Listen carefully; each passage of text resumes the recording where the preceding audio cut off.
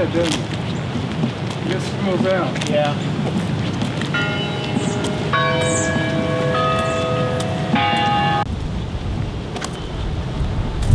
Here we are at Carnegie Hall, the only one of the old buildings at Washburn that could be salvaged.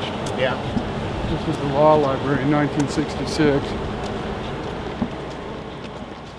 Phil, this is one of the more interesting stories here on the Washburn campus. The tornado was coming.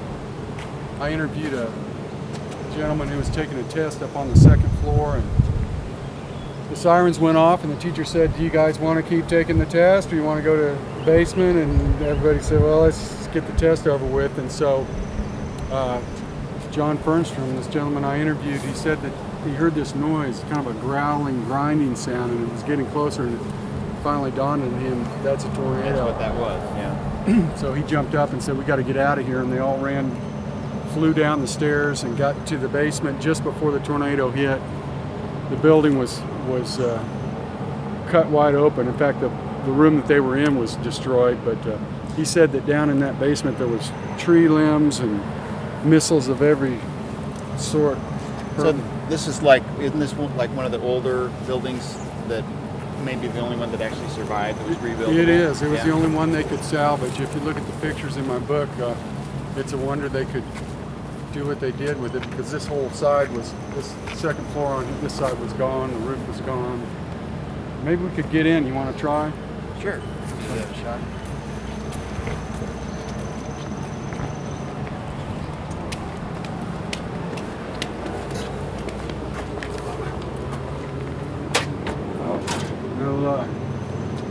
So, one of the buildings, I remember there were people that went down to the basement. I don't know if this was it or not, but they went down to the basement and they were trying to go to the southwest corner, which is supposed to be the safe area. Right. And for some reason, I don't remember why, they couldn't go to that corner, so they went to another corner. Was that this building? No, or? that was McVicker Chapel. Is actually right where that building there is.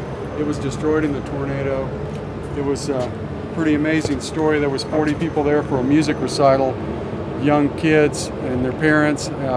The sirens went off. They decided to try and continue the recital in the basement. They went to the southwest corner, but the piano was out of tune, and the instructor said, "Well, this won't do." So they went to the southeast corner. The tornado hit just a few minutes later, and as it turned out, that southwest corner where they should have been, where you're supposed to go, was buried under tons of timber and rock. So, and where they were was all right, but the supposed safe place wasn't.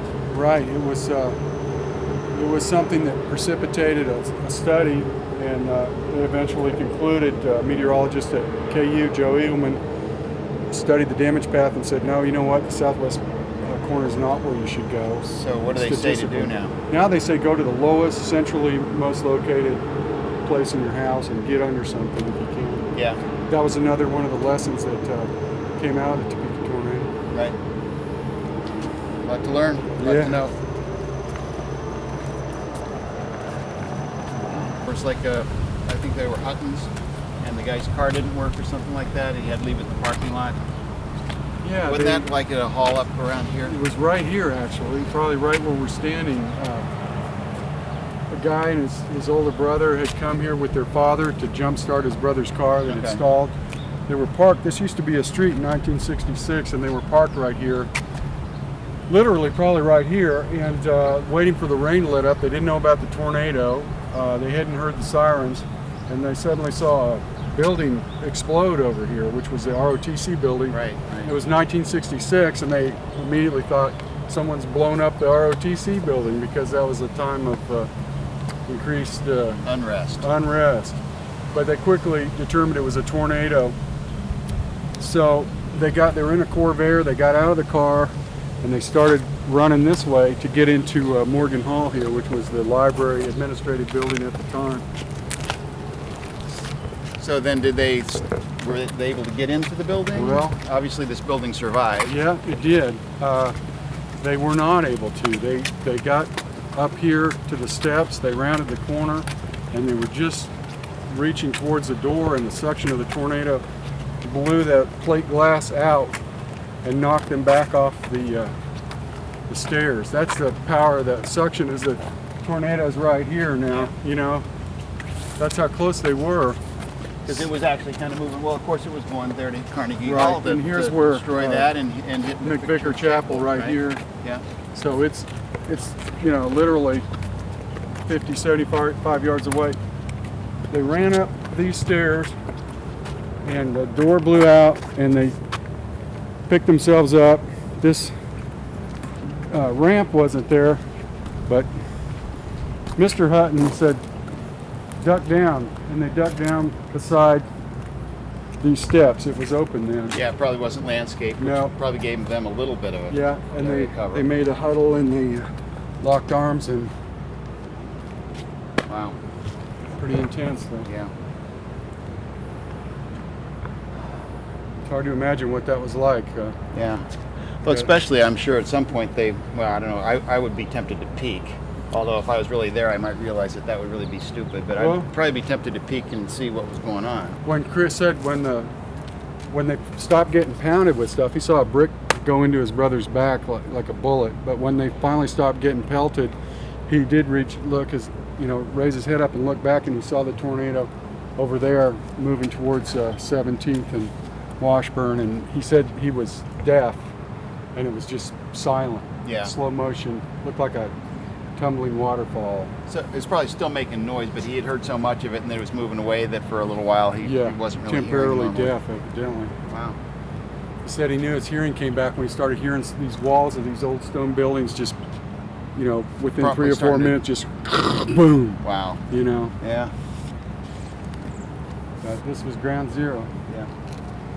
You know, Phil, amazingly, no one was killed at Washburn on June 8th, 1966.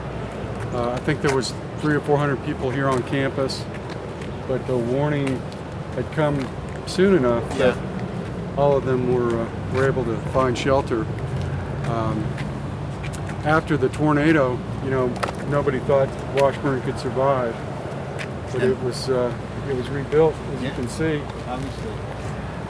Of course, a lot of those old buildings didn't survive. Yeah. And it's amazing with that much destruction and so many people that were actually on campus, that nobody was killed. Yeah, no doubt. What day of the week was that? It was It's a Wednesday. Okay. So And it came through here probably about 7:25. yeah. And there was a cheerleading camp up on the other end of campus. There was a number of tests. School had just ended for the semester, but there was a lot of people still on campus. I heard, I was never able to nail this down, but I heard that there was one professor who had worked his entire career on a particular topic, and tragically all the research was lost, all his material of his life's work, and it just kind of unhinged him after that. But there's a million stories. Yeah. Well, of course, that would have been way before there were any computer backups. No. Anyway, well, what do you think? Should we head downtown?